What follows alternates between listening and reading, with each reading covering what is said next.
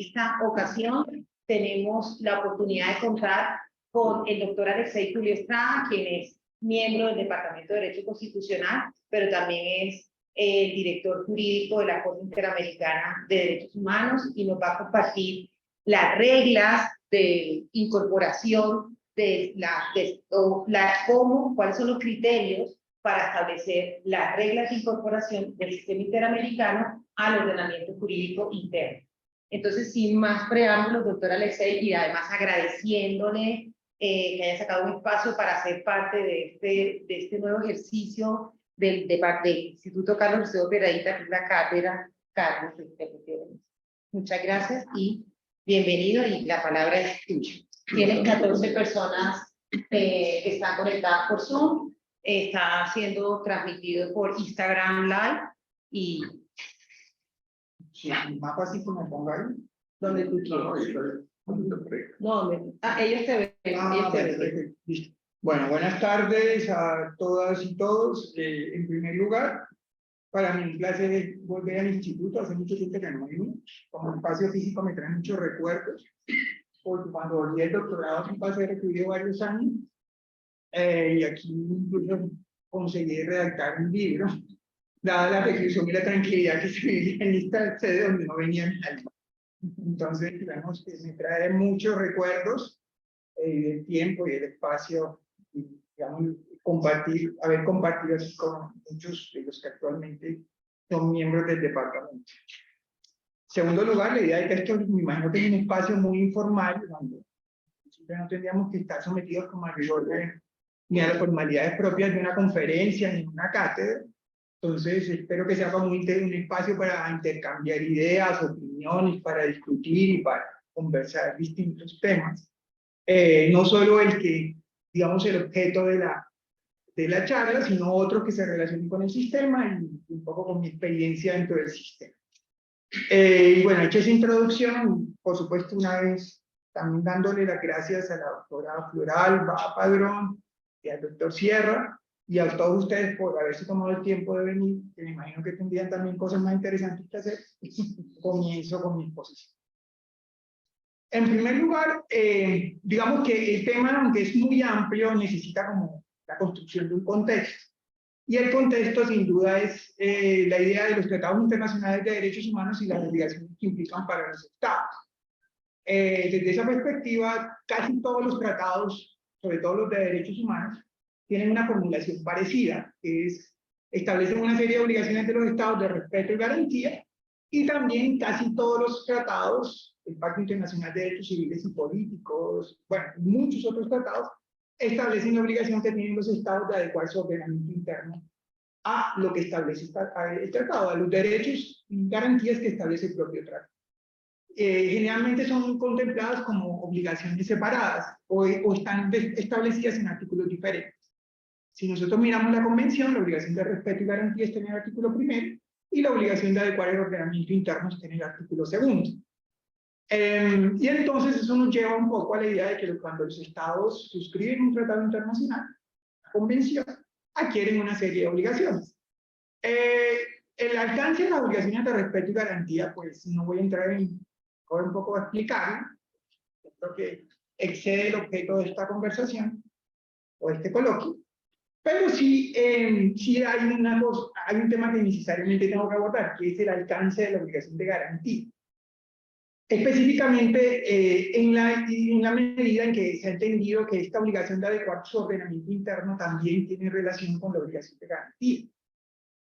Bajo la idea de que la obligación de garantía implica que los estados creen las condiciones propicias para el goce y el disfrute efectivo de los derechos consagrados en el propio tratado.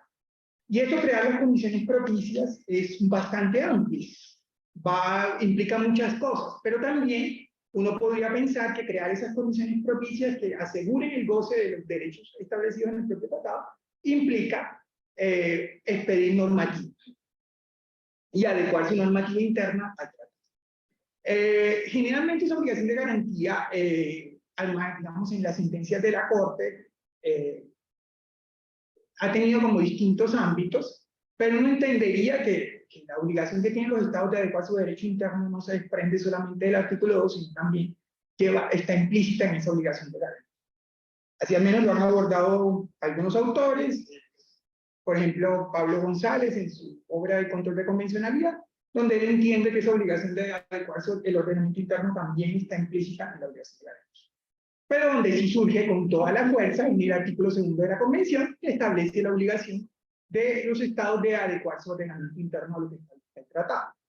Y ahí viene como una discusión, porque, y eso también algunos autores muestran algo interesante, que eso siempre fue al menos contemplada como una obligación progresiva y hacia el futuro.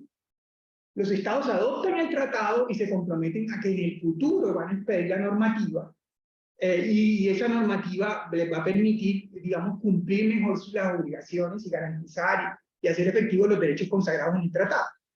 Pero no se había visto que eso estableciera una obligación vinculante que pudiera acarrearles por su incumplimiento una responsabilidad propia, autónoma y separada a los estados.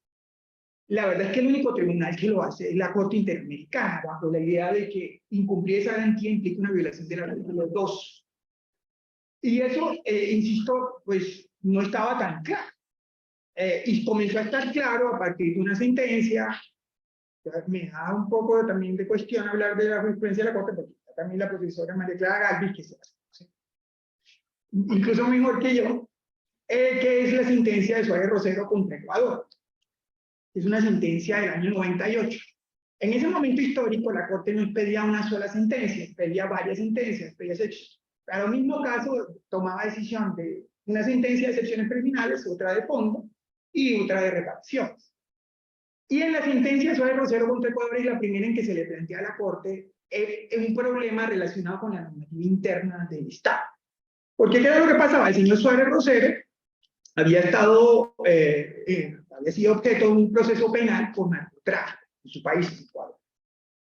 Y le habían aplicado una legislación muy restrictiva en torno a medidas a detención preventiva, a la medida cautelar de detención preventiva. Porque la legislación del Ecuador en ese momento señalaba que una persona que estuviera siendo investigada o enjuiciada por un delito de narcotráfico, la única medida provisional que le podían imponer era la detención preventiva. Y que esa detención preventiva no podía ser modificada por ninguna otra medida cautelar. Así se pasaran los términos establecidos en la propia legislación.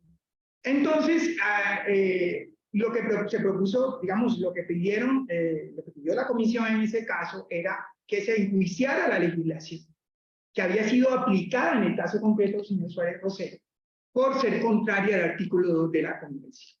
Y la Corte tomó la decisión decidió asumir ese reto, digámoslo así. Y determinó que la legislación aplicada efectivamente era contraria a la Convención, porque era una legislación que afectaba no solo el derecho a la libertad personal, sino que también afectaba el artículo 24, el derecho a un trato igual, porque era una medida que discriminaba que establecía un trato diferenciado que no se justificaba por la naturaleza del delito por el cual la persona estaba siendo enjuiciada. Y en la segunda sentencia, en la de fondo, declara violado el artículo 2. Entonces ahí ya se crea la idea de que si la legislación interna aplicada en el caso concreto es contraria a la Convención, eso implicaría una violación del artículo 2. Como les digo, como en ese momento se llaman 3 sentencias, en este caso concreto, entre la sentencia de fondo y la de reparación, la Corte Constitucional del Ecuador declaró inconstitucional esa legislación por la misma razón, por haber violado el derecho a la igualdad, y digamos la expulsó del ordenamiento jurídico interno ecuatoriano. Entonces cuando la Corte pide la sentencia de reparaciones, ya la Corte no se pronuncia sobre una reparación específica, porque en principio la normativa problemática ya no estaba vigente, ya había sido expulsado por el órgano de control constitucional del propio país. Entonces, digamos que ese caso a mí me parece bien interesante porque es el que establece la idea de que hay una obligación autónoma que se desprende del artículo 2 y que el Estado, cuando aplica una legislación que sea contraria a la Convención, viola ese artículo. Y eso implica, por ejemplo, que ya en los puntos resolutivos se va a declarar una violación autónoma del artículo 2. Generalmente se viola el artículo, en este caso sería el 7, el 24, en relación al 1.1 y el 2. Pero a lo que yo voy es que ya es otra violación distinta a la del 1. Y eso digamos que fue un hito muy importante en la jurisprudencia de la Corte. Curiosamente, la Corte posteriormente, en otras sentencias muy conocidas, donde incluso se pronuncia y hace juicio sobre la legislación interna aplicada al caso, no va más allá y no establece claramente cómo debería repararse esa medida, ni declara violaciones al 2, lo que también suscita un poco de desconcierto en casos posteriores. Luego vendrían, pues, digamos que yo que entiendo que son los casos más importantes que marcan como un hito en esta evolución de la jurisprudencia de la Corte, donde está el tema específicamente que sucede en los casos, una serie de casos contra México, donde el tema que se suscita es el alcance y la competencia de la jurisdicción o de la justicia militar para juzgar cierto tipo de casos. Y en esos casos, la Corte nuevamente llega a la conclusión de que se viola el artículo 2 y se impone una obligación, ya se establece una medida de reparación, que es la medida de que el Estado debe adecuar su normativa interna a la Convención. Bueno, entonces entraremos como al tema. Ya no voy a seguir como en el recuento histórico, sino como entrar como en casos y en ejemplos concretos. ¿Qué supone entonces eso de adecuar su ordenamiento interno a la Convención? Porque fíjense que la violación del 2 no necesariamente puede venir de la aplicación de una ley o de una normativa claramente inconvencional, sino también puede venir de otras cosas, por ejemplo, de la ausencia de legislación. También puede venir de una práctica, porque la Corte también ha entendido que el artículo 2 se viola no solo por leyes y por normativas, sino por prácticas de autoridades administrativas o autoridades judiciales. Entonces, si es una práctica reiterada que se repite en el tiempo, la Corte también ha entendido que es una violación del artículo 2. Y también vendría como un tema que prefiero abordar ahora en aras de que no se me olvide, que es un tema que es como límite, que es la Corte en principio no es un juez constitucional, no podría hacer juicios en abstracto, requeriría que la normativa fuera aplicada al caso concreto. Es decir, lo que le daría a la Corte competencia para poder pronunciarse sobre la normativa interna de un país es que esa normativa haya sido aplicada en el caso que está estudiando. Y eso también nos llevaría a otra cosa, que es, ¿qué pasa, por ejemplo, si se aplica una normativa al caso y cuando decide la Corte esa normativa ya no está vigente? ¿Se debe declarar o no la violación del artículo 2? La Corte ha hecho las dos cosas. Ha declarado la violación porque la normativa se aplicó y estuvo vigente y en ese momento se completó la violación. Y ha habido casos en los que no la ha declarado, bajo el entendido de que esa normativa ya no está vigente y no tiene objeto pronunciarse sobre ella. O bien porque el Estado la ha reemplazado, o bien porque simplemente, digamos, ya sería como, yo entendería que sería como hacer demasiado, poner el espejo retrovisor para mirar con demasiado detalle lo que pasó en el pasado, cuando ya no es relevante. Y vendría un tercer ejemplo. ¿Qué tal si el Estado reemplazó la normativa por otra peor? O más complicada desde la perspectiva de la Convención, pero que no se aplicó al caso concreto. ¿Qué hacer en esos casos? Entonces, la Corte ha hecho cosas que entran en el límite de lo cuestionable, como en el caso de personas haitianas y dominicanas expulsadas de República Dominicana, donde el problema no solo, digamos aquí el problema era, diciéndolo como claro, era la sentencia producida por la Corte Constitucional de República Dominicana, donde le daba una interpretación muy restrictiva al derecho a la nacionalidad, y un poco esa interpretación restrictiva era claramente contraria a los estándares de la Corte, e implicaba revisar la situación de nacionalidad de una gran cantidad de personas, y adicional, pero el problema era que era una sentencia emitida en juicio de constitucionalidad abstracta, que no se relacionaba con las personas del caso que estaba estudiando la Corte. Ni ellos habían demandado la sentencia, ni la sentencia uno diría, si es una sentencia emitida en constitucionalidad abstracta, en alguna medida se le va a aplicar, porque por los efectos que tiene una sentencia propia de constitucionalidad.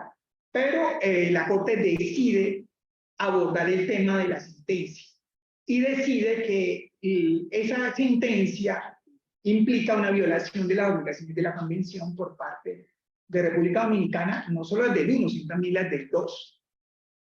La de adecuar su ordenamiento interno, porque aquí en una interpretación posterior era clarísimamente contraria a los estándares de la Corte del Tribunal Constitucional, se habían agravado los requisitos para acceder a la nacionalidad. Lo que era, digamos, y la Corte entendía que como eran unos criterios fijados en la sentencia de constitucionalidad, en alguna medida deben impactar a las personas que eran objeto del caso. Entonces, fíjense ustedes que es un tema bien complejo, porque es un poco establecer que poner el foco de atención no en la legislación, sino en la sentencia y en la manera como la legislación es interpretada. Entonces eso también podría ser problemático. Y bueno, ya diciendo un poco, la Corte, cuando ha habido esos casos de cambios a peor a la legislación, lo que hace, o lo que ha hecho en algunas oportunidades, es decir que la Corte nota esos cambios y que esos cambios tampoco se adecuan al estándar, pero reitera la orden de adecuar la legislación al estándar, o la normativa interna al estándar. Bueno, entonces a eso nos lleva al otro punto. ¿Qué hacer cuando se constata eso? ¿Qué hacer cuando se constata que la legislación interna no se adecua al alcance y garantía, o al alcance y contenido de los derechos garantizados por la Convención? Como les dije, la Corte, inicialmente la jurisprudencia no era clara en cuanto a la medida de reparación, pero ahora ya sí todos sabemos cuál va a ser la medida de reparación, casi automáticamente todos decimos. Hay que establecer una garantía de no repetición, de que esa ley no se repita esa situación por una aplicación nuevamente de esa legislación. ¿Sí estoy claro? No. No, sí, adelante. Sí, claro. Solo que, no, pero adelante, sí, hagamos esto como más conversado, no hable yo. es que usted dijo que no podía hacer, digamos, controles abstractos, pero luego, y habló solamente de sentencias, pero lo cierto es que en las opiniones consultivas sí que hace un tipo de control abstracto. O sea, si no lee, por ejemplo, no, pues en la práctica un poco sí. ¿No? Bueno, pero si que hablamos luego de las opiniones consultivas para no salirnos del marco de las sentencias, digamos eso como un tema más adelante. Bueno, pero entonces si no quedó claro, cuando la Corte, en la parte final de la sentencia, en reparaciones, la Corte tiene que reparar las violaciones que encuentre acreditadas en el caso, y hay distintos tipos de reparación. Entonces, las medidas de restitución, que son las que intentan volver las cosas al estado anterior, las medidas de satisfacción, que son aquellas que por un lado van dirigidas a que el Estado reconozca su responsabilidad, un poco repare la dignidad violada de la víctima, la publicación de la sentencia, digamos las medidas de rehabilitación que implican tratamientos médicos, psicológicos y demás, y hay una capita especial de garantías que son las medidas o garantías de no repetición. En esas garantías de no repetición, las garantías de no repetición por general escapan de la víctima y van más allá del caso. Porque lo que pretenden ese tipo de medidas es que esa situación de violación no se repita, no respecto a la persona afectada, sino en general, frente a otras personas. Entonces esas garantías implican un poco pensar qué hacer para que esa violación que la Corte constató en el caso concreto no vuelva a producirse en otro escenario similar. Entonces, vuelvo al ejemplo que les ponía. Si en el ejemplo del señor Suárez Rosero el problema era que había sido objeto de la aplicación de una medida de cautelar, que era detención preventiva, que era claramente discriminatoria, porque era solo porque se relacionaba con un delito de narcotráfico, ¿cuál es la idea? Que se adecue el ordenamiento interno para que ese tipo de medidas cautelares no sigan vigentes. ¿Sí? Claro, entonces la Corte llama a eso dejar sin efecto la normativa. Entonces, que se deje sin efecto esa normativa. Y ese dejar sin efecto la normativa, pues la Corte generalmente apunta digamos, en unos términos muy amplios. Dice, Eso puede ser mediante una norma de carácter legal o administrativo o mediante medidas judiciales, etcétera, etcétera. Porque tampoco pueden ponerle al Estado la carga de que tenga que hacer a través de una vía específica. Pues todos sabemos que en la práctica, si la medida está en una ley, ¿cómo se va a cambiar? Tiene que ser a través de otra ley. Como todos sabemos, pues sabemos que una norma solo puede ser derogada o modificada por otra que tenga su mismo rango y fuerza. Pero eso queda un poco abierto, porque en principio al Estado se le darían otras opciones. Vendrían por problemas graves. ¿Qué pasa si está en la Constitución? Pero a mí, para la Corte, eso no es un problema, realmente. Yo cuando digo eso, siempre soy malinterpretado. Porque para la Corte no es un problema donde esté. Para la Corte es un problema del Estado. Puede estar en la Constitución, puede estar... Es un problema. Es un problema de la normativa del Estado. No importa que para nosotros la Constitución tenga ese rango y esa jerarquía especial, pues para la Corte no. Sí, pues... Claro, en el medio de la deliberación sí causa como mucha preocupación la Constitución, pero digamos desde la perspectiva del derecho internacional público es muy indiferente. ¿Dónde esté la norma? ¿Y cuál rango tenga? Entonces, y todos recordamos el caso de la última tentación, donde se dijo, pues el Estado chileno tiene un problema en su Constitución que permite la censura previa, entonces tiene que cambiar su Constitución y no permitir la censura previa. Eso era relativamente simple. Entonces, eso no es un problema para la Corte. Insisto, la Corte entiende que si es más práctico adaptar la legislación sin un procedimiento que sea legislativo, sino a través vía, por ejemplo, de una medida de carácter administrativo, pues es más fácil que el Estado lo haga. Eso es un problema del Estado. Él verá cómo lo hace. Pero insisto, ya todo desde la perspectiva del derecho interno, sabemos que cambiar una constitución, pues dejar sin efecto una norma constitucional por una medida de carácter administrativo, pues no se puede. Dejar sin efecto una ley por una medida de carácter administrativo no se puede, entonces hacer eso va a costar más trabajo. Pero digamos, la violación también puede ser por una ausencia de legislación, porque no exista legislación. Entonces, ahí sí, nuevamente el mandato, como es tan amplio, adopte usted la medida que crea necesaria, que podría ser suplido con una medida de carácter administrativo, con una práctica impuesta o seguida por autoridades administrativas o judiciales. Salvo que haya obligación convencional de legislar. Exacto, salvo, por ejemplo, que se trate de una norma que, de acuerdo a la convención, tenga que tener el carácter de ley. Entonces, en ese caso, sí, estaría limitada la posibilidad del tipo de medida que pueda adoptar el Estado. Y además, a veces también la garantía de no repetición podría consistir en adoptar una política pública, por ejemplo. Por ejemplo, en el caso Cusculpi-Varal contra Guatemala, el problema era clarísimamente una ausencia de política pública para provisión de tratamientos, medicamentos, etcétera, a las personas que viven con VIH. Entonces, el problema claro era la ausencia de una política pública que permitiera pues, prestarle los servicios de salud que requerían esas personas. Entonces, insisto, las garantías de repetición son variadas. Aquellas que impliquen adecuar el ordenamiento, generalmente la Corte las va a expedir de tipo abierto, salvo que exista la idea de que ese ordenamiento tiene que ser implementado por una ley. Insisto, eso sería un poco problema de las autoridades estatales, ver cómo implementan la medida. Digamos eso en principio. Luego también viene como el otro tema. Me imagino que he dejado algunos vacíos, pero si hay cosas que usted no entiende o que no he sido claro, perdón, en mi exposición, pues sería cuestión que me pregunten para intentar llenarlos. Luego vendría el tema de que todos sabemos, las decisiones de la Corte no se reducen a la sentencia, sino bien y la supervisión. Porque la Corte supervisa el cumplimiento de todos sus fallos y de todas las órdenes. Entonces, en esa medida, donde realmente se crea una interlocución de cómo va a ser el Estado, va a cumplir el Estado su obligación, es en supervisión de cumplimiento. Porque ahí es donde realmente es que se va a ver cómo es que el Estado va a implementar la medida. Por ejemplo, pensemos en el caso mexicano y el tema de la jurisdicción militar. Eso es un tema que ha ido y vuelto 1000 veces porque es un tema difícil de cerrar y siempre se despiertan aristas nuevas. Porque uno diría, bueno, se cierra el problema de la jurisdicción militar diciendo que los militares no pueden juzgar civiles.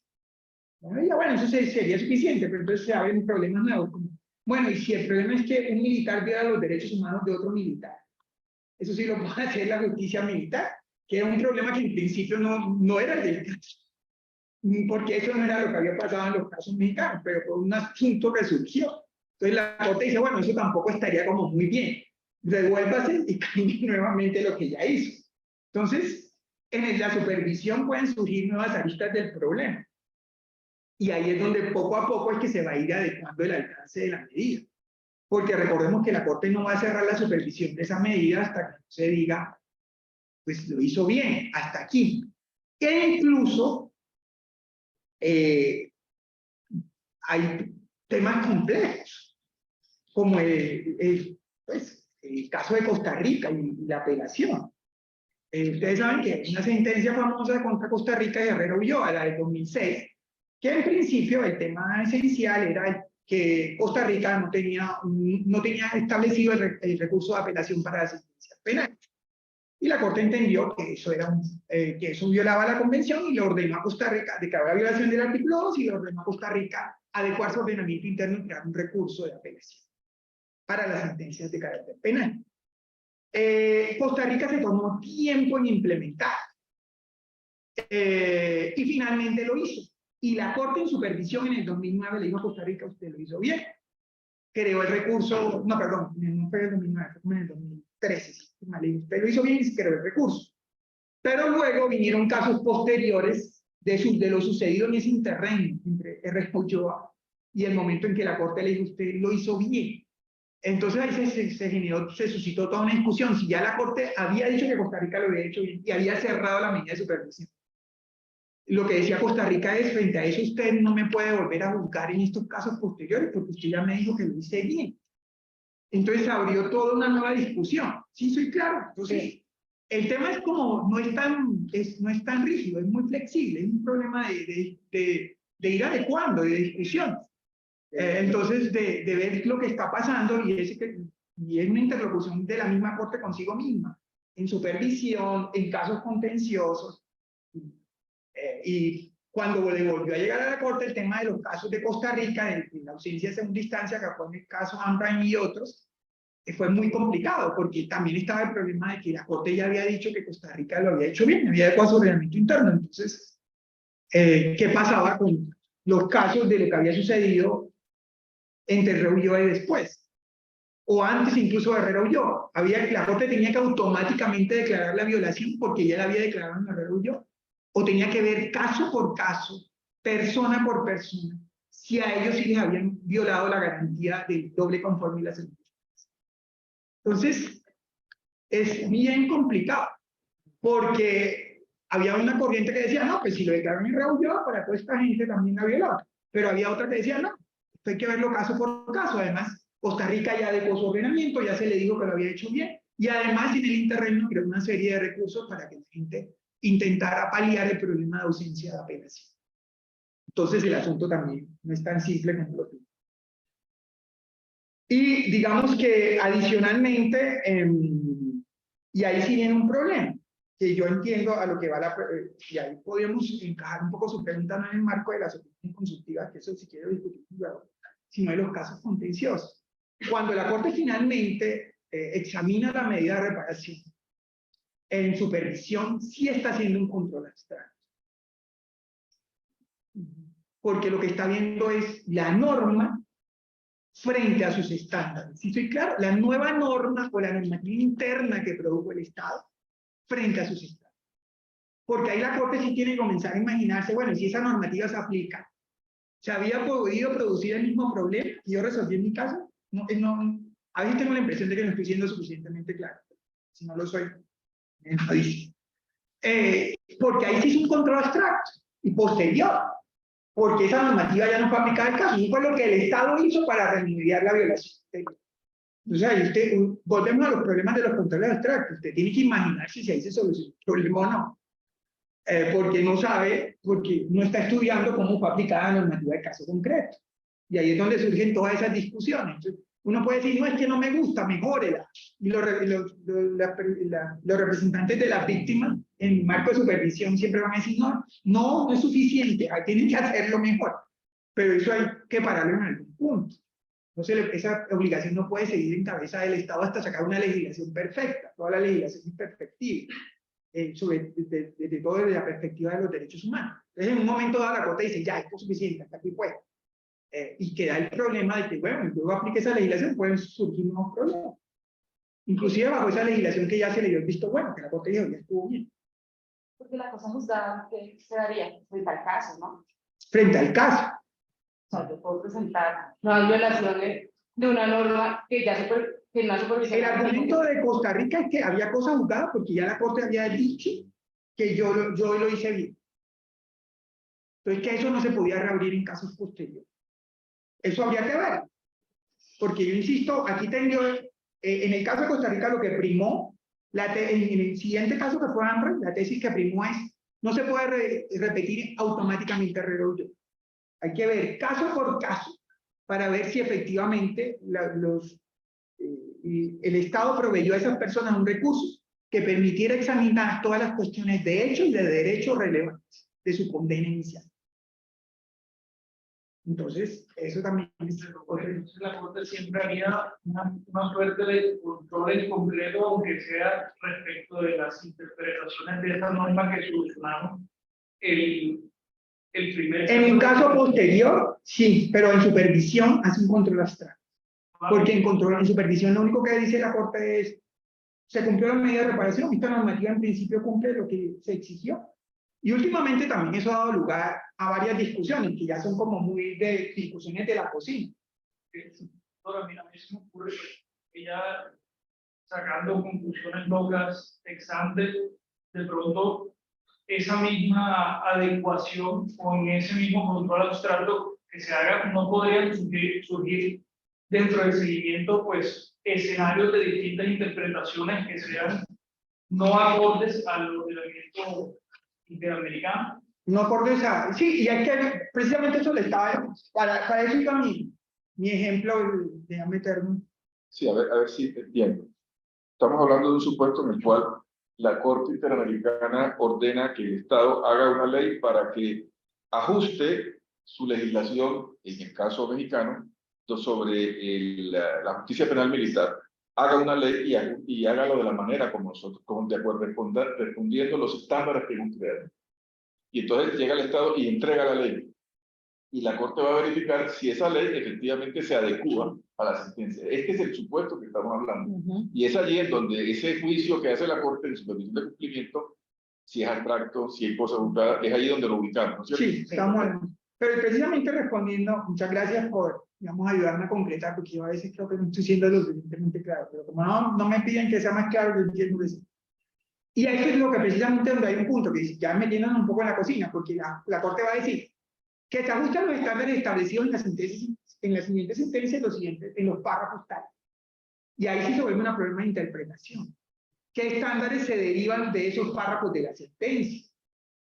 Por eso es que ahora hay como una exigencia de que no, ponga en la reparación cuáles son los estándares. No remita el lector a la propia sentencia, porque la sentencia también es objeto de interpretación. Y yo puedo creer que estoy cumpliendo los estándares, y no los estoy cumpliendo. Porque cuando se lee en supervisión, el equipo, cuando la Corte lo relee, dice, no, es que yo no le dije que hiciera eso. Entonces, también puede volverse una cuestión de interpretación de cuáles son los estándares o lo que hay que hacer. Y yo creo que eso también es una discusión un poco donde, que yo creo que en el caso colombiano ha sido más problemática porque todo el mundo ha querido leer la sentencia famosa, no me voy a referir mucho porque poco me corresponde, de distintas maneras. Entonces, y como la Corte ahí en esa sentencia dijo, vea, usted tiene que ajustarse a los estándares establecidos en la presente sentencia, no le dijo cuál, pero uno entendería que de la lectura de los estándares se podía saber cuáles son.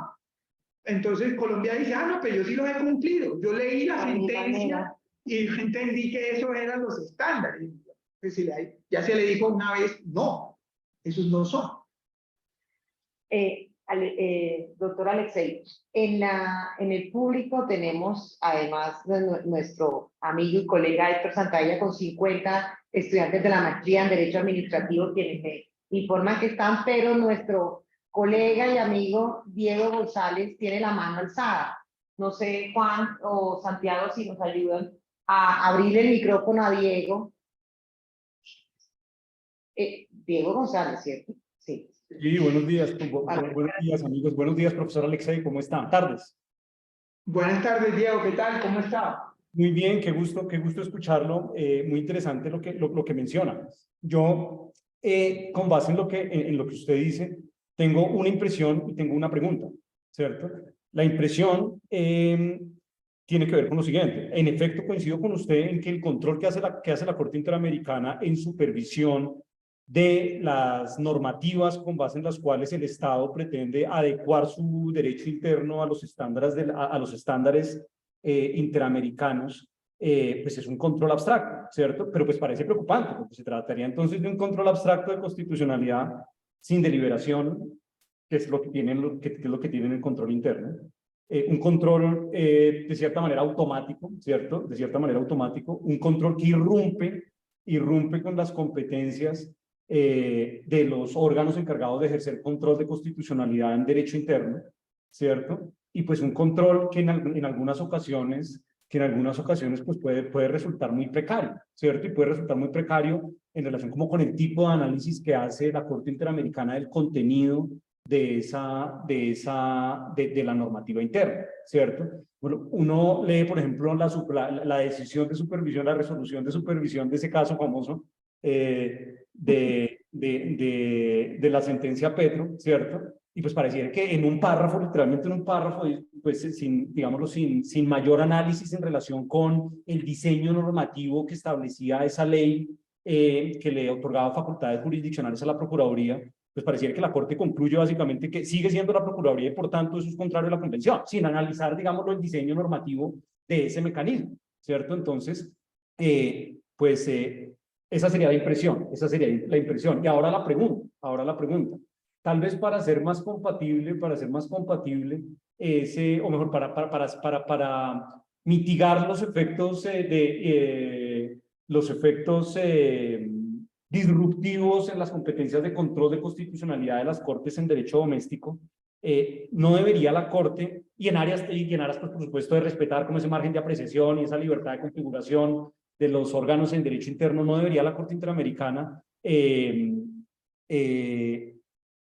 posponer sus decisiones de cumplimiento hasta tanto en el derecho interno no se hubiera llevado a cabo control de constitucionalidad.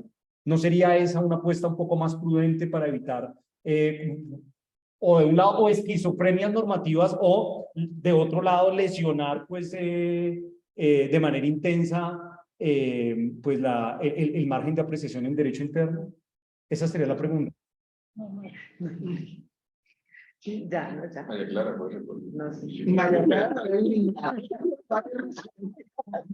Pero bueno, pues tiene derecho a replicar, yo no a duplicar, en contrarréplica. Bueno, mire, yo aquí quiero confesar una cosa. Yo, la verdad, yo ya me monté en el tren del sistema. Entonces, yo no comparto muchas de esas apreciaciones.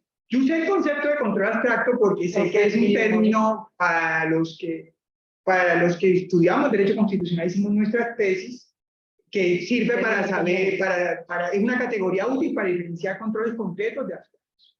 Pero yo no creo, en esa medida, yo no creería que podemos, digamos, que la Corte Interamericana sea un tribunal constitucional. Y en esa medida, digamos, yo creo que las obligaciones, vamos a intentar hilar mejor mi respuesta y responderla como una forma más organizada. Yo no creo que el cumplimiento de las obligaciones internacionales del Estado, sobre todo cuando se declaró su responsabilidad internacional en virtud de una sentencia, puede estar sujeto a la actuación o a los controles propios que haga el propio Estado. La obligación del Estado de reparar, que en este caso se expedir una normativa que se adecua a la Convención, la única que está en capacidad de determinar si esa obligación se cumplió es la propia Corte Interamericana, no las autoridades de derecho interno, porque para eso es el ámbito de la responsabilidad nacional. Que pueden ser útiles, las decisiones de las autoridades internas sí pueden ilustrar el criterio de la Corte. En esa medida tengan también en cuenta que las decisiones que se adoptan en resolución de cumplimiento las adoptan los jueces, el pleno. Entonces es una decisión de la Corte. No es una decisión que tome un funcionario, no, es la propia Corte, con su misma composición, la que evalúa si esa medida que dictó se cumplió o no, y decide si se cumplió. Lo que opinen, que tal, digamos que podría haber una ventaja en esperar en que se implemente esa legislación y ver cómo se aplica, para ver si efectivamente se supieron las deficiencias o no que determinó la Corte en el marco de su examen concreto, en el caso que declaró la responsabilidad internacional del Estado, eventualmente. Pero piensen ustedes que, y insisto, la Corte no podría supeditar, o mejor dicho, la Corte no podría delegar o renunciar, mejor, a su competencia de hacer cumplir sus propios fallos en aras de lo que digan los jueces internos. Y si aún los jueces internos decidieran que esa legislación no las ajusta, la Corte no tendría por qué coincidir con ellos. Porque, insisto, quien determina el alcance de la responsabilidad internacional. Y si esa responsabilidad internacional fue reparada en los términos exigidos en la sentencia, es la propia.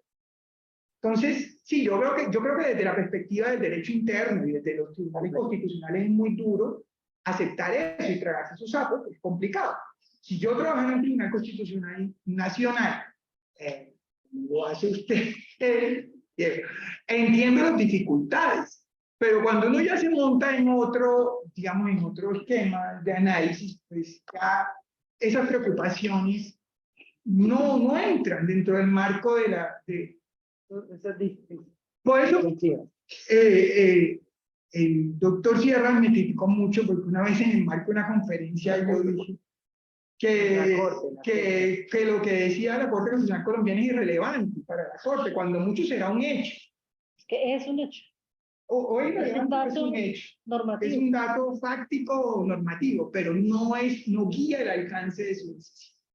Yo sé que eso cuesta mucho digerirlo desde la perspectiva del derecho interno, pero es así. No, yo solo quiero expresar mi felicidad que 30 años después Alexei está diciendo lo que yo llevo 30 años diciendo.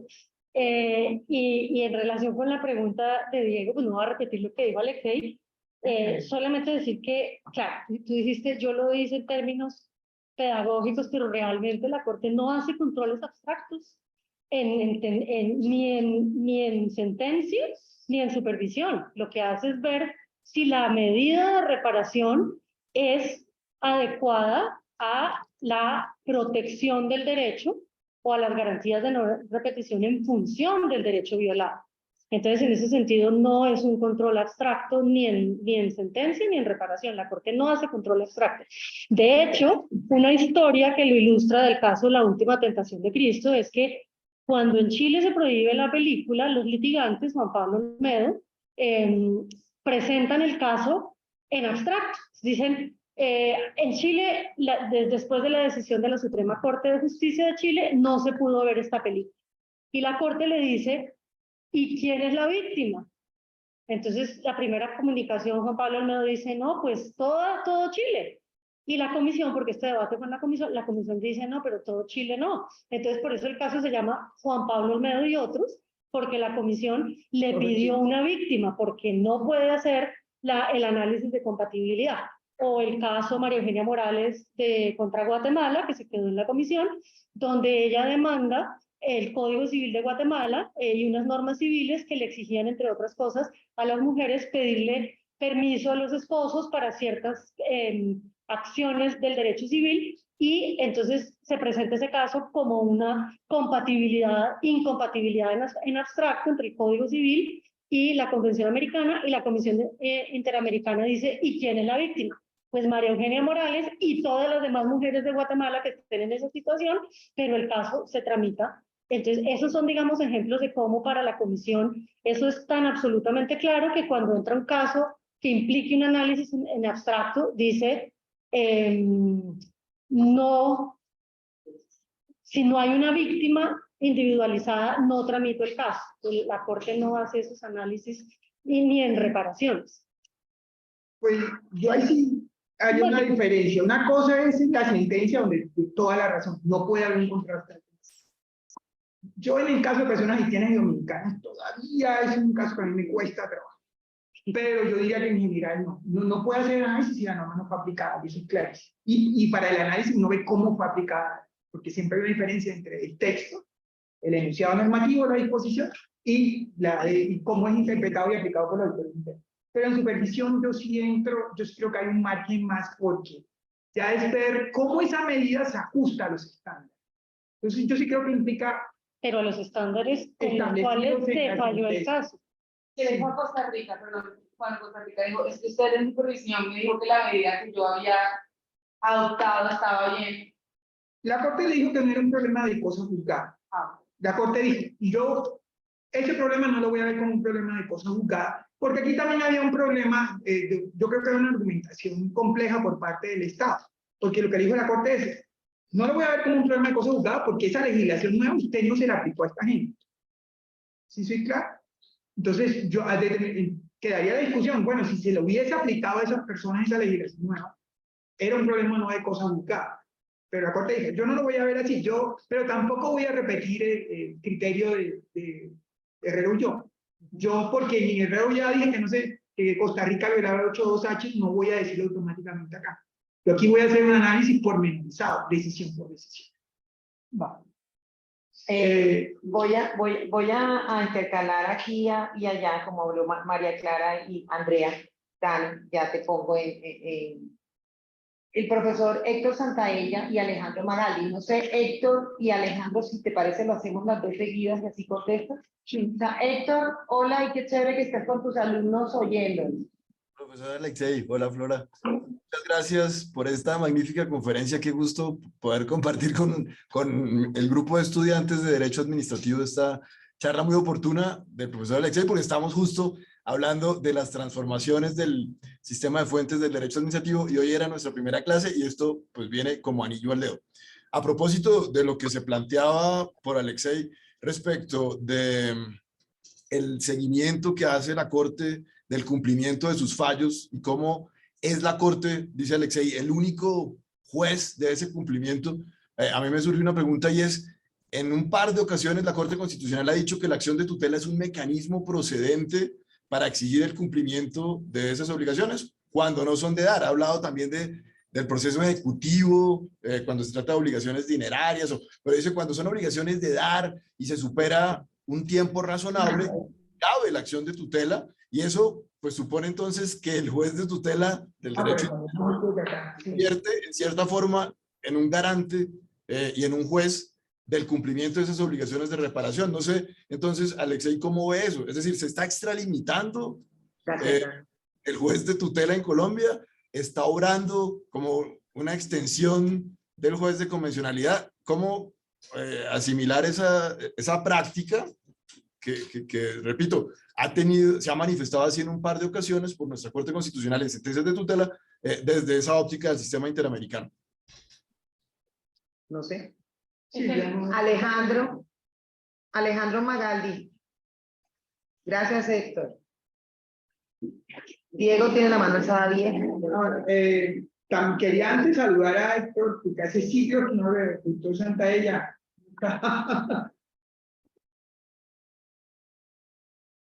No lo he saludado. Ya, Alejandro. Aló, listo. Creo que ya quedó activado el micrófono. ¿Me escuchan? Perfectamente. Ay, bueno.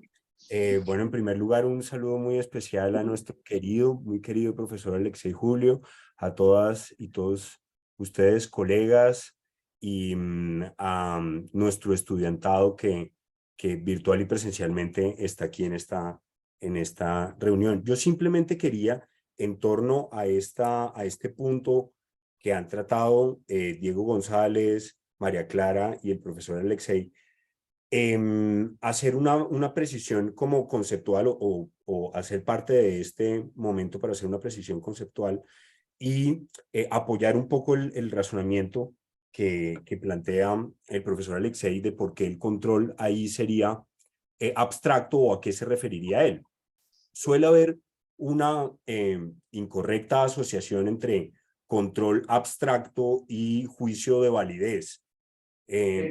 No necesariamente es lo mismo. No todos los juicios de validez son abstractos, ni cada vez que se realiza un juicio abstracto es un juicio de validez. Es decir, cuando en el marco del análisis del cumplimiento del fallo, analizan una medida de cumplimiento realizada por el Estado, que es una norma jurídica, el razonamiento que se utiliza es un razonamiento abstracto porque es un análisis en el mundo ideal, entre unas disposiciones que tienen unas normas prima facie y unas disposiciones y estándares convencionales. Ese razonamiento no tiene en cuenta particularidades de la aplicación de esas normas en el caso en casos en concreto, y por lo tanto es un razonamiento abstracto, aunque la pretensión en ese momento, entiendo yo, del cumplimiento del fallo, no es propiamente realizar un juicio de validez de la norma, no es propiamente hacer un juicio de pertenencia. Mientras que, y digamos que esta distinción, digamos, es relevante porque permite entender que frente a la misma aplicación de la norma abstractamente avalada por la Corte Interamericana, pero en el sistema nacional, particularmente colombiano, también incluso declarada constitucional, podría generar unos efectos particularmente inconvencionales o inconstitucionales que darían objeto a un control de, digamos, en el caso de la Corte Interamericana de Responsabilidad Internacional del Estado y en el caso del Tribunal Constitucional, ya un control de protección de derechos en el caso en concreto, cuyo objeto es diferente. No es la pertenencia de la norma en el ordenamiento jurídico, sino la aplicabilidad, los efectos que tiene la aplicación en el caso en concreto. Entonces, desde esta perspectiva, naturalmente, cuando analizan una disposición en el marco del cumplimiento de un fallo, se trata de un análisis abstracto, de un razonamiento abstracto, pero no significa que eso bloquee la competencia de la Corte para analizar casos concretos. Gracias, Alejandro. Y Daniel, y con eso cerramos esta primera ronda para Alexei. Vale, muchas gracias. Pues nada, yo realmente quería hacer como dos preguntas relacionadas que eran más que todo aprovechando el calor del debate que estaba generalmente la doctora María Clara y el doctor Alexei. Y si bien yo sé que la respuesta no necesariamente va a ser desde la jurisprudencia que hay en la Corte o desde la práctica de la Corte, me parece que pueden avivar como la posibilidad de proyectar y pensarnos un poquito más allá de lo que pasa hoy en día. Y tiene que ver en concreto con el tema de las medidas provisionales o en su defecto las medidas cautelares en el seno de la Comisión. Porque, por lo menos desde lo que yo conozco del sistema interamericano, me he dado cuenta que las medidas cautelares en Comisión y medidas provisionales en la Corte se dan una serie de discusiones un poquito más abiertas, como por ejemplo el tema de la individualización de las víctimas. En la jurisprudencia de la Corte Interamericana se encuentra que los criterios de individualización han sido flexibilizados en el caso de medidas provisionales, como es, por ejemplo, el hecho de que ya no tiene que haber una víctima completa, sino que existan criterios para delimitar el grupo de potenciales víctimas, como es, por ejemplo, en el caso del pueblo Cancuamo, acá en Colombia. Eso por un lado. Y por el otro, justamente, en el marco de las medidas provisionales, que si bien normalmente son utilizadas para proteger derechos muy concretos y con acciones muy concretas como el derecho a la vida, el derecho a la libertad, ¿qué posibilidades habrían para, por ejemplo, en el caso de una omisión legislativa que esté amenazando gravemente un derecho fundamental de una comunidad de personas, de un grupo de personas, que la Corte hiciera un ejercicio de análisis con relación al artículo 2? En el marco de una medida provisional. Sí. Pero es que, bueno, vamos en orden. Entonces, primero, a la pregunta del doctor Santaella.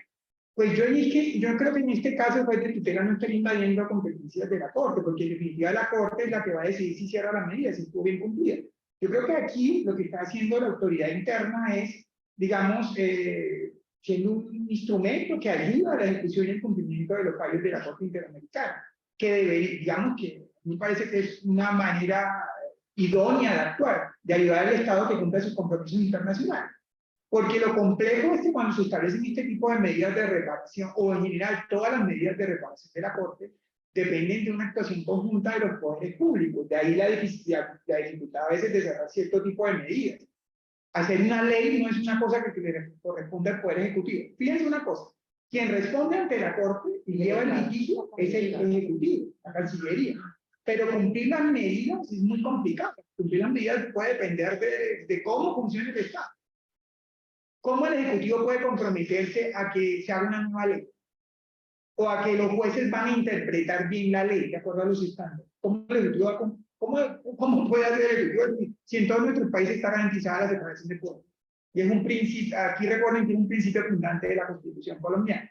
Entonces, en esa medida no puede ser objeto de sustitución. Entonces, el Ejecutivo no puede interferir en las competencias de los otros órganos estatales.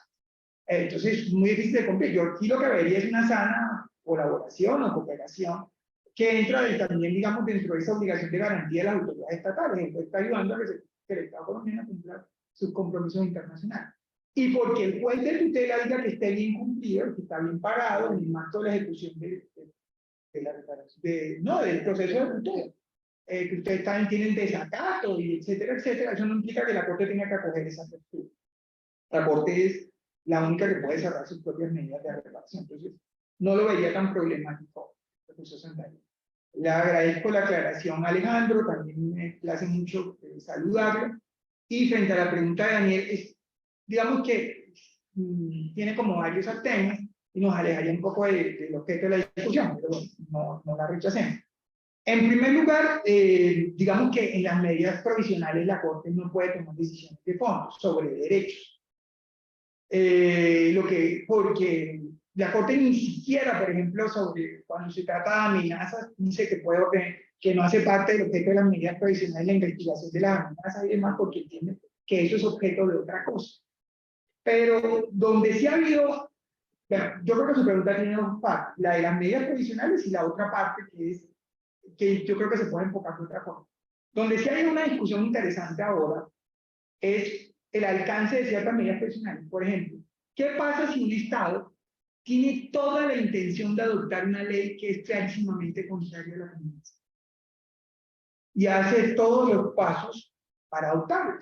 Se presenta el proyecto de ley, se está debatiendo en el Congreso, y esa medida todos sabemos que es contraria, es una ley, no se ha aplicado un caso concreto.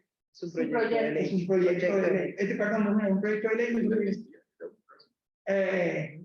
Últimamente, la Corte ha tomado decisiones bastante interesantes sobre eso. Las medidas urgentes de Salvador, las medidas, ciertas medidas provisionales que ha tomado en un caso guatemalteco, que como dice el doctor Sierra, si son objeto de un próximo seminario, no quiero meterme en ese punto, porque hay más un problema. Entonces simplemente se los denuncio, revísenlas, porque ahí están, las pueden leer. Entonces la Corte entiende que si un Estado toma todos los pasos dirigidos a adoptar una normativa interna que es contraria a la Convención, eso puede ser objeto de medidas. ¿Dónde se adoptan esas medidas? En el marco de supervisión de cumplimiento. Porque no es que se adopten en abstracto, realmente están ligadas a órdenes que la Corte dio en procesos previos. Entonces la Corte entiende que de esa forma el Estado está evadiendo la obligación internacional y está un poco desconociendo esa responsabilidad y esos compromisos que en tanto genérico con la Convención como en virtud de la sentencia en el caso concreto. Entonces, eso es bien interesante porque eso nos llevaría a la idea de que hay unos mecanismos a la invención provisional del procedimiento legal, como va a ser Sí, porque en realidad me parece interesante esto. en el caso de las medidas urgentes de El Salvador, decían medidas urgentes porque la adoptó el presidente en el pleno, lo que se ordenó fue suspender el trámite legislativo y archivar el proyecto de ley.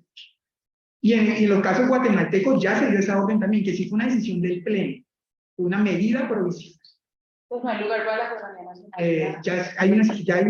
Ya hay una resolución previa a la que se está discutiendo. ¿Nos puedes dar los datos, Alexei? El Mozote contra El Salvador. ¿El Mozote contra El Salvador? Sí. Entonces, el doctor Cia dice que es objeto de un seminario. No podemos chiviar. No podemos chiviar, ¿verdad? Entonces, fíjense ustedes que incluso pues, la competencia es mayor. Yo puedo frenar que se dicte una normativa en convención. Y frente a su segunda pregunta, no ya en el marco de una medida provisional, sino en un marco más genérico, que es el de una sentencia. La Corte sí ha señalado que puede haber un problema, yo se los había dicho, el problema no solamente puede ser de una normativa contraria, sino de la ausencia de legislación. Y el caso típico es Cuscuto y Baray contra Guatemala. Guatemala no tenía una política pública para, digamos, atender las necesidades en salud, tanto de las personas que viven con VIH como de las personas enfermas de SIDA. Entonces no tenían nada. Y entonces era claro que era un problema, digamos, la Corte lo entendió no solo como un problema, como una violación del artículo 26 en su dimensión de progresividad.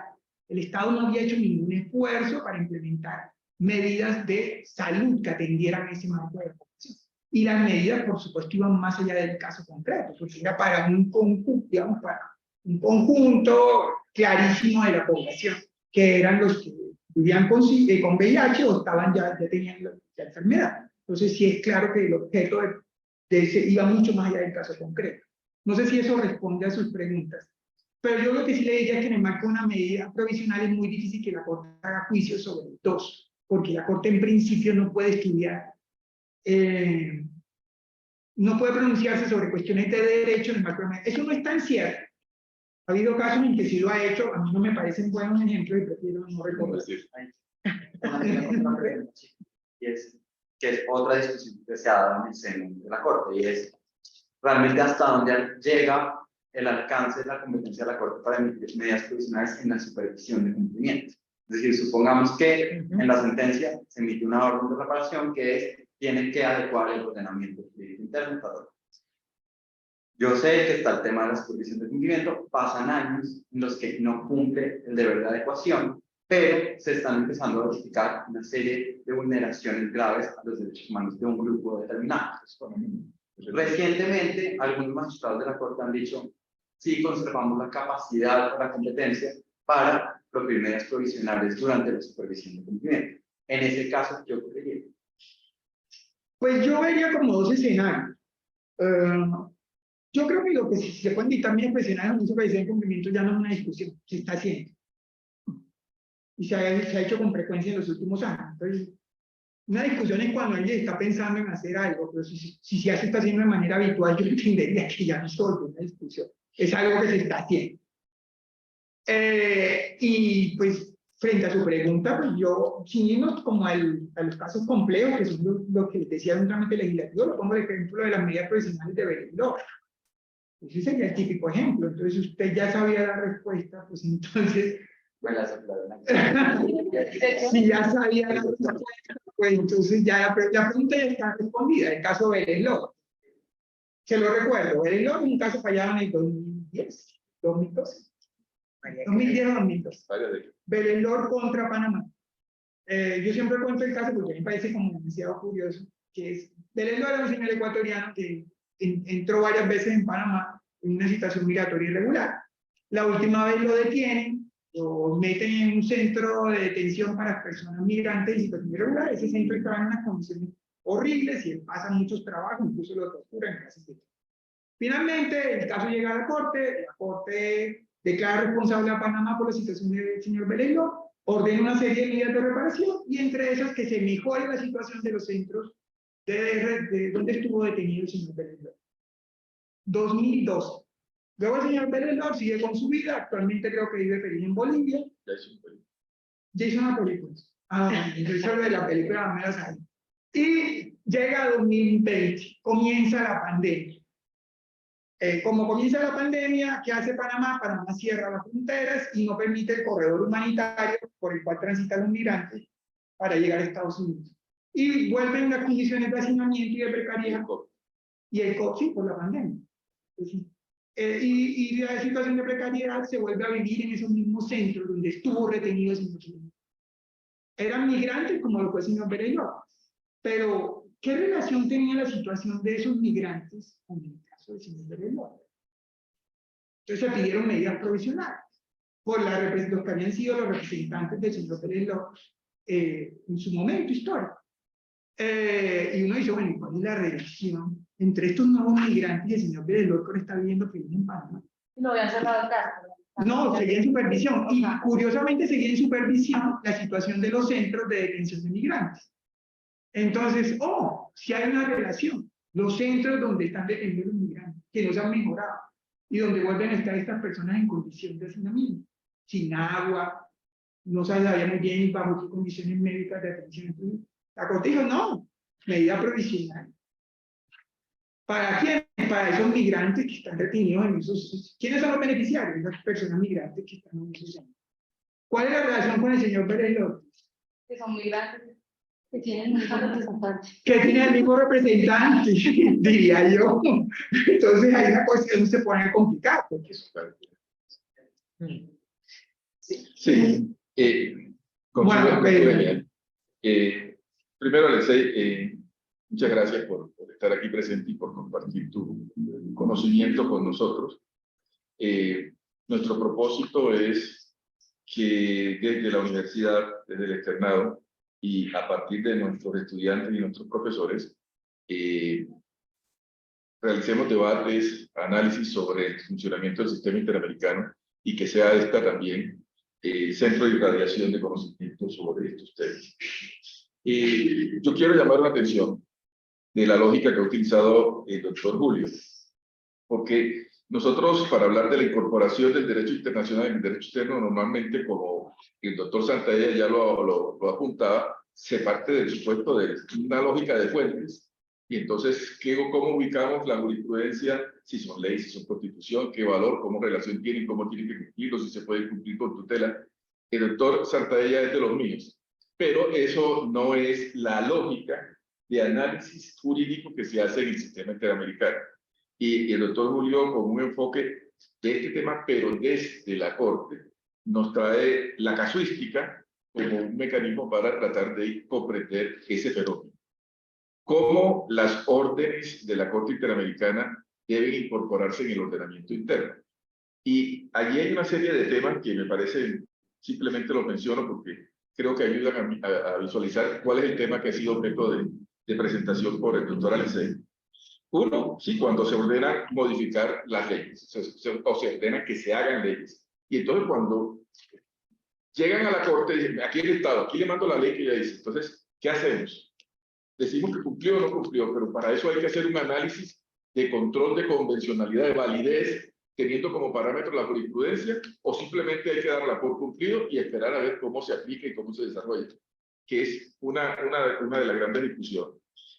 Otro tema que también me parece interesante dentro de esta temática son los casos de las sentencias in vitro, que con el doctor Santaella también lo hemos discutido, y es el tema de la reserva de la ley. ¿Qué pasa? La Corte dice, resuélvame el problema y permita la fecundación in vitro por parte del Estado, la ONU. Y el Estado, ¿quién tiene que hacer eso? Tiene que hacerse mediante una ley, porque es un tema objeto de reserva de ley. Pero el Estado manda un decreto del presidente y dice, ya yo lo hice. Nosotros tenemos que decidir si fue correcto que se haya mediante acto administrativo o mediante reserva de ley, pues todo un tema de discusión. Si me permiten un punto, el problema del in vitro es que la Corte Constitucional de Costa Rica había dejado sin efecto ese decreto, porque había violado la reserva de ley. La Corte revivió un decreto. Muy bien, entonces, ¿será que dentro de las competencias de la Corte está determinar si se tiene que utilizar la ley o el acto administrativo para cumplir una decisión? Que es un poco el problema que así lo planteaba. El otro tema es el tema de las medidas provisionales en sede parlamentaria, el caso que nos acaba de señalar. Un proyecto de ley es contrario a la convención o al cumplimiento de una sentencia y entonces se puede pronunciar, hacer un análisis si es válido o no es válido, es parte de los temas que se están estudiando. Ahora, esto de la ley, pero ¿y qué pasa cuando es una reforma constitucional? La Corte tiene que determinar si está o no está. Lo mismo cuando es una política pública, cuando es un control de capacitación, ¿cómo se hace? Preguntas, o mejor, unas reflexiones que quiero plantearte a propósito de este tema tan interesante que me estás planteando. De una manera más puntual. Una vez que la Corte ha decidido que una ley que se produjo en cumplimiento de una sentencia es acorde con la jurisprudencia, se cierra el caso, hay un efecto de cosa juzgada. ¿Qué pasa en el futuro sobre ese particular? Me gustaría escuchar ese punto. Segundo, en su opinión, ¿cuál es el momento más adecuado para hacer ese tipo de controles? después de que se produce la norma y se ven los resultados, para ver si efectivamente o se tiene que hacer de manera previa a la entrada en vigencia o inmediatamente sale en vigencia. Me explico. Una ley, ¿cuál es el alcance de la ley? ¿Cómo se aplica una ley? Depende de la manera como se vaya cumpliendo. No basta con la manera, el momento en que se expida. Una ley puede ser interpretada de muchas formas, de una manera correcta o incorrecta. Corresponde a la Corte decir cuáles son las interpretaciones correctas o más bien esperar a ver cómo la ha interpretado el Estado. Y igualmente, era una pregunta que le iba a hacer, pero ya usted la planteó como un punto interesante. ¿Qué opina del control previo de convencionalidad que se está inaugurando con esa lógica de decisiones?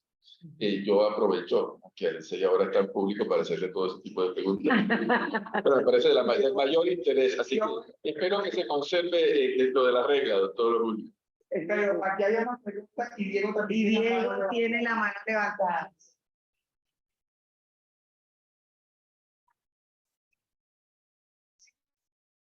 De la cuando estamos en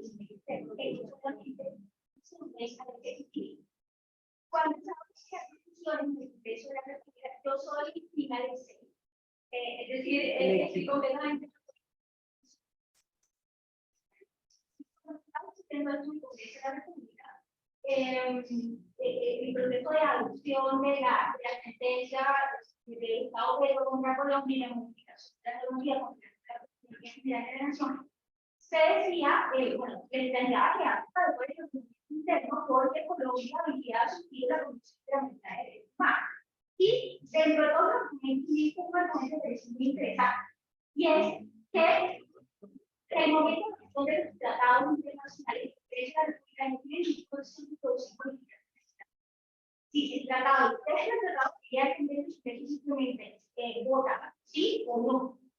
Entonces se planteaba un problema de legitimidad en el proceso de adopción de un tratado, porque el Congreso de la República prácticamente está actuando como un notario de la Constitución generalizada en la colonial.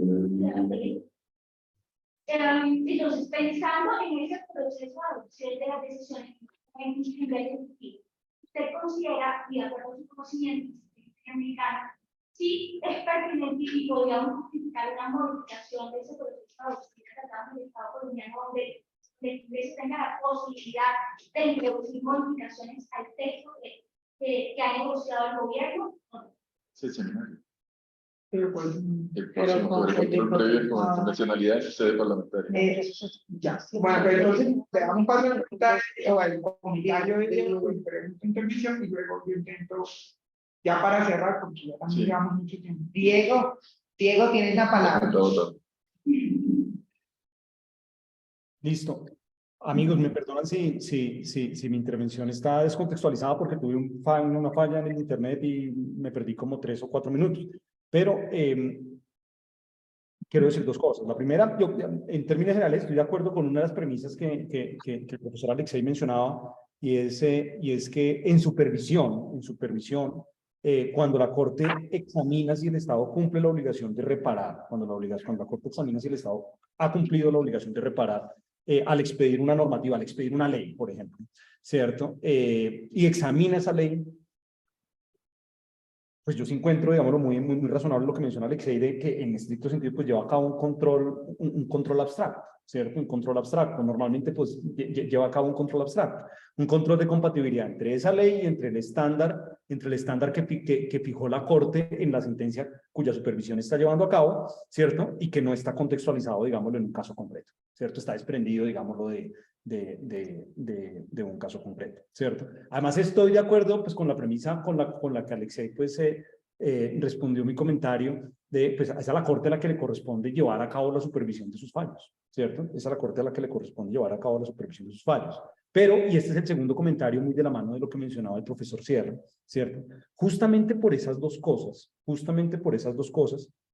¿cuál es la mejor forma de abordar la supervisión del cumplimiento de esta clase de obligaciones? Esto es, antes de que en derecho interno se lleven los controles de esas normas y se apliquen esas normas, o con posterioridad que en derecho interno se lleven los controles de esas normas, se lleven a cabo los controles de esas normas y se apliquen esas normas, ¿cierto? Y esto lo pregunto porque se me ocurre pensar que, pues que lo segundo parece ser, parece dar lugar pues a un mejor diálogo entre Corte Regional de Derechos Humanos y Corte Constitucional. Me parece que puede dar lugar a una mejor construcción de estándares, no top-down, sino bottom-up, ¿cierto?, en el sistema interamericano. Y en últimas, pues puede dar lugar a un diálogo genuino entre cortes domésticas y corte regional, que no a un monólogo de una corte regional, en relación con un estándar. Esa es la pregunta completa. Bien, entonces voy a intentar responder las 4, si me acuerdo las 4. No, Humberto hizo 2, una relacionada con el control previo de convencionalidad vía medidas provisionales y la otra era Pero la cosa juzgada, Vanessa sobre la cosa juzgada. no, Humberto sobre la cosa juzgada, Vanessa sobre la ley aprobatoria. ¿Cuál es el momento oportuno? Que es lo mismo que dice Diego. 2, pues, tu opinión sobre el control previo de convencionalidad, habida cuenta de que siempre el control previo ha sido considerado como un control político. Y 3, el efecto de cosa juzgada en el evento en que la Corte haya dicho que hay una conformidad. Evento de cosas juzgadas. Y la de los tratados. Y la Diego coincidiría un poco con la primera cosa. La de ella es el control de convencionalidad en sede parlamentaria. Sí.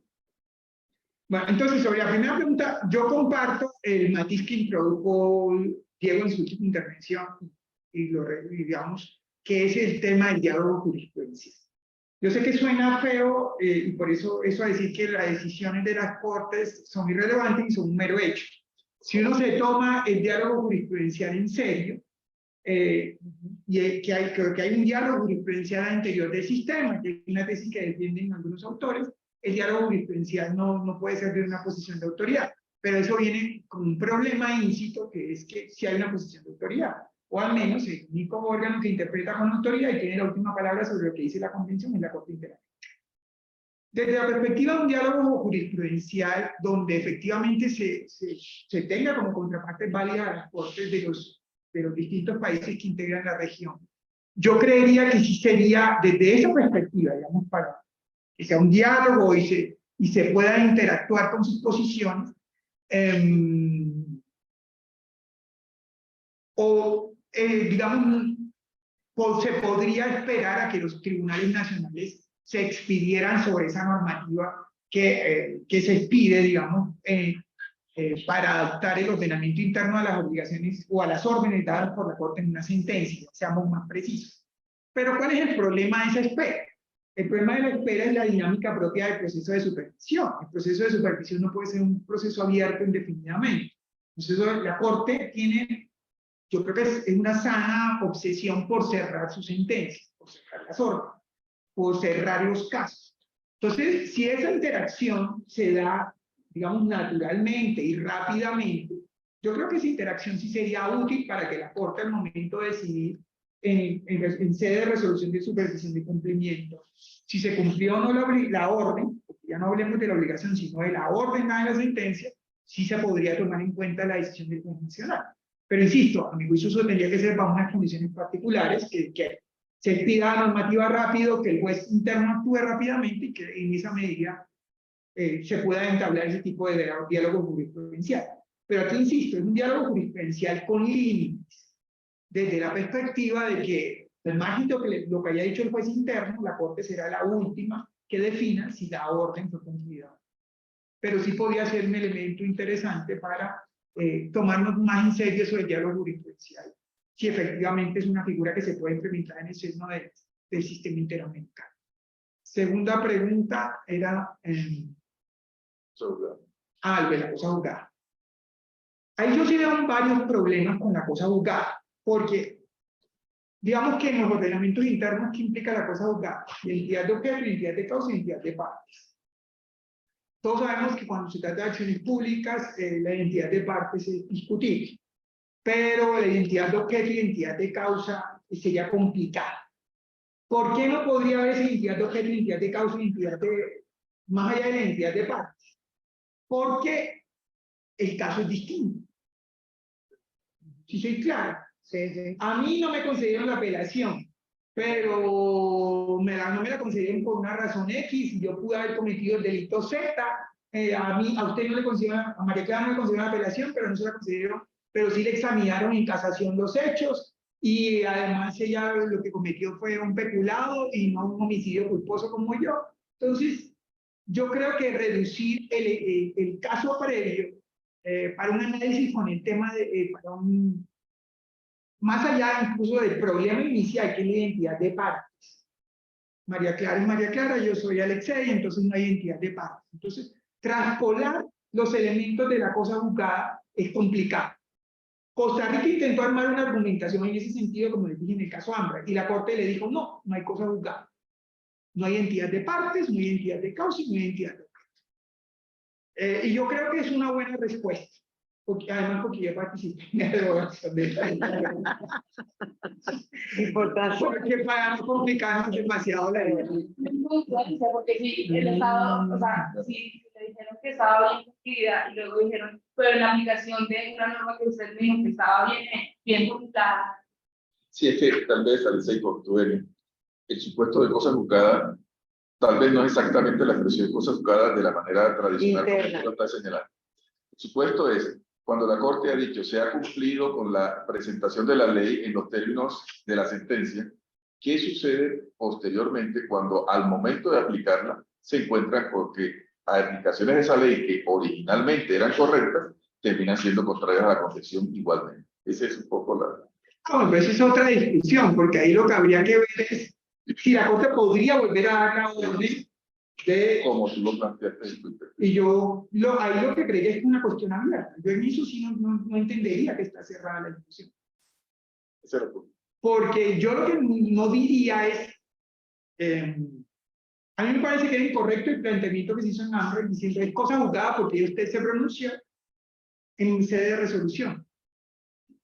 ¿Por qué el planteamiento en términos de cosa juzgada? El planteamiento a mi juicio era porque no había identidad de partes, de causa y objeto. Esos son los elementos de cosa juzgada. Otra cosa es ver si esa legislación que se expidió y que la Corte le dio el visto bueno y aprobó, si la Corte, yo ahí no lo vería como un problema de cosa juzgada. Y es que es un problema muy colombiano, confundir cosa juzgada con carácter vinculante de los precedentes.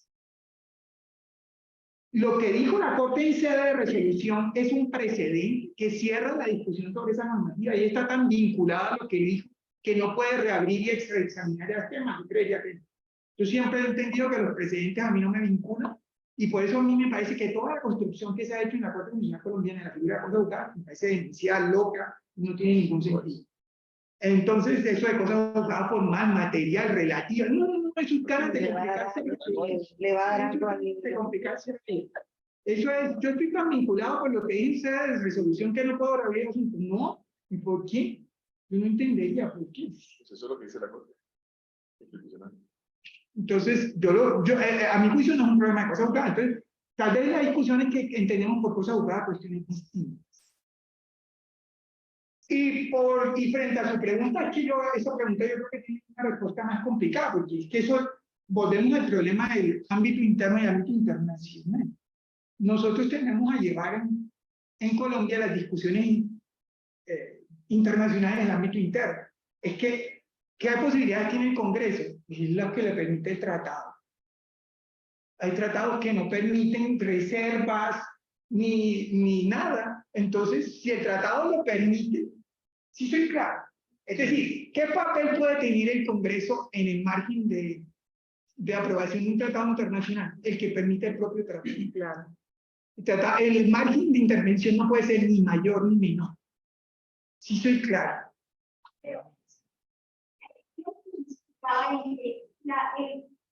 La facultad que tiene el Congreso con relación a la adopción de un tratado era prácticamente nula con relación a la intervención que podría realizar el Estado del gobierno. Entonces, lo que se planteaba era si se debía modificar o no la actuación, o sea, el orden interno de adopción de tratados para que el Congreso tuviera una mayor relevancia y pudiera verificar los tratados inmensos.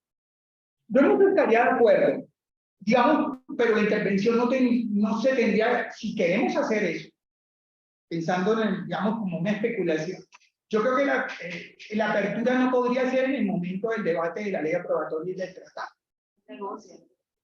Sino tendría que ser previa, sobre todo por el tema de, todos sabemos que hay tratados que pueden ser objeto, digamos, de modificación, que se expresarían en reservas o en otro tipo de cláusulas por las cuales el Estado, digamos, establece, digamos, ciertas reservas frente al contenido del tratado.